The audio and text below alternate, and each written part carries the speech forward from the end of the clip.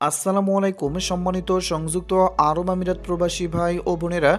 এই ভিডিওর মাধ্যমে সংযুক্ত আরব আমিরাতের 3টি গুরুত্বপূর্ণ আপডেট নিউজ সম্পর্কে জানতে পারবেন।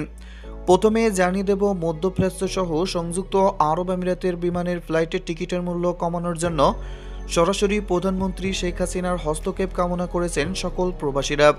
দ্বিতীয়ত জানতে পারবেন, যারা বিমান বাংলাদেশ এয়ারলাইন্সের টিকিট ক্রয় করেছেন কিন্তু করোনা পজিটিভ আসার কারণে আপনারা ফ্লাইটে যেতে পারছেন না, তবে পরবর্তীতে আপনারা একই ফ্লাইটে টিকিট রি-ইস্যু করে আবারও পুনরায় সংযুক্ত আরব আমিরাতে যেতে পারবেন।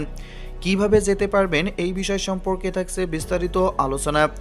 এবং সর্বশেষে আলোচনা করব বর্তমানে সংযুক্ত আরব আমিরাতের লকডাউন এবং কারফিউ সম্পর্কে যে বিবৃতি জানালো সংযুক্ত আরব আমিরাত সরকার। প্রথমে জানিয়ে দেব, সংযুক্ত আরব আমিরাতে বিমান ভাড়া 4 গুণ বৃদ্ধি, দিশেহারা প্রবাসীরা। করোনা ভাইরাসের প্রভাবে সবচেয়ে বেশি ক্ষতিগ্রস্ত বৈদেশিক কর্মসংস্থান খাত। বিভিন্ন দেশে বেকার প্রায় লাখ লাখ প্রবাসী, অনেকেই চাকরি হারিয়ে দিশেহারা। তার উপর বিমান ভাড়া বৃদ্ধি যেন মরার উপর খাড়ার ঘাপ। মধ্যপ্রাচ্যের দেশ সংযুক্ত আরব আমিরাতে অবস্থান করা বাংলাদেশের সংখ্যা প্রায় 8 লাখের মতো, যাদের বেশিরভাগ বিভিন্ন পেশায় নিম্ন বেতনের শ্রমিক হিসেবে কর্মরত। প্রবাসীরা অভিযোগ করে বলেন, আগে দুবাই থেকে ঢাকার বিমান ভাড়া 30,000 টাকা হলেও এখন তা লাখের উপর গিয়ে ঠেকেছে। সেই হিসাবে বিমান ভাড়া বেড়েছে 4 গুণ। আর এয়ারপোর্টে হয়রানি তো আমাদের প্রবাসীদের নিত্যদিনের সঙ্গে।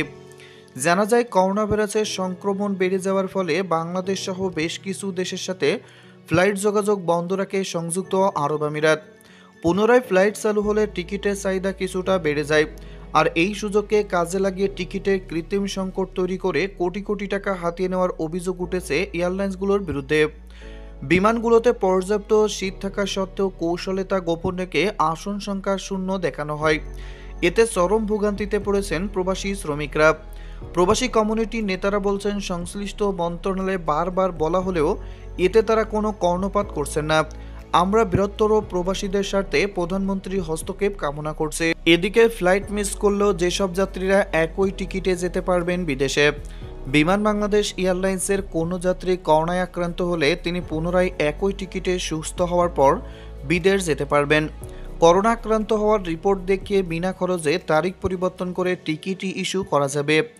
যাদের ভিসার মেয়াদ কম তাদের সিট খালি থাকা সাপেক্ষে অগ্রাধিকার ভিত্তিতে টিকিট ইস্যু করে দেয় বিমান বাংলাদেশ এয়ারলাইন্স। স্বাস্থ্য অধিদপ্তরের নির্দেশনা অনুসারে কোনো বিদেশগামী যাত্রী করোনাক্রান্ত হলে 7 দিনের মধ্যে বিদেশ যেতে পারবেন না। 7 দিন পর শুধু সরকারি ব্যবস্থাপনায় পরিচালিত ল্যাবে পুনরায় যাত্রী করোনা পরীক্ষা করবেন এবং তখন নেগেটিভ রিপোর্ট আসলে দেশ ত্যাগ করতে পারবেন। আপনি যে এজেন্সির মাধ্যমে টিকিট কেটেছেন তাদের সাথে যোগাযোগ করে তারিখ পরিবর্তন করবেন। কিছু বাটপার ট্রাভেল টিকিটিং এজেন্সি তারিখ পরিবর্তনে যাত্রীদের সাথে প্রতারণার চেষ্টা করে এবং টাকা পয়সা দাবি করে। সেক্ষেত্রে আপনার নিকটস্থ থানায় অভিযোগ দিন বা 999-এ কল করুন।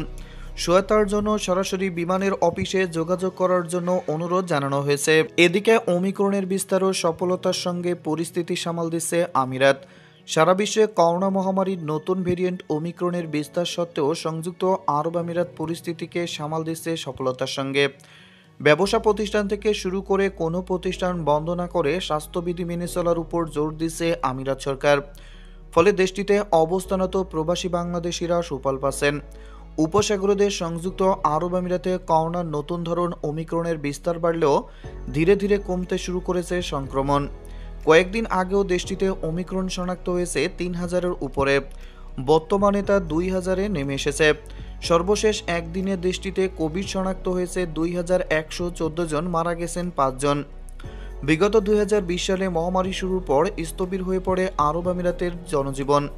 দীর্ঘ লকডাউনের লোকসানের মুখে পড়েন ব্যবসায়ীরা। এবার সংক্রমণ অব্যাহত থাকলেও লকডাউনের পথে হাঁটছে না আরব আমিরাত। সবকিছু চালু রেখে স্বাস্থ্যবিধি মেনে চলার উপর দেওয়া হচ্ছে গুরুত্ব। করোনা নিয়ন্ত্রণে স্বাস্থ্যবিধি মেনে চলার পাশাপাশি জোর দেওয়া হচ্ছে ভ্যাকসিন কার্যক্রমের। বর্তমানে দেশটিতে 2 ডোজের টিকা নিয়েছেন 75% মানুষ, চলছে বুস্টার ডোজ গ্রহণ।